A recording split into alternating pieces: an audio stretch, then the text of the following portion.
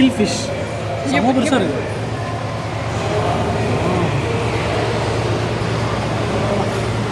இது சீட்டா மாதிரி இருக்கு அதோட தோல்.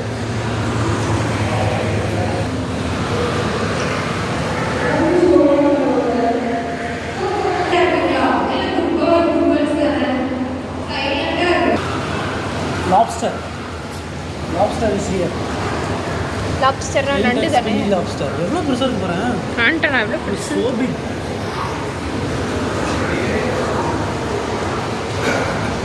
இல்லை மேலேருந்து வர்ற ரேஸ் வந்து ரிஃப்ளெக்ட் பண்ணுதுப்பா.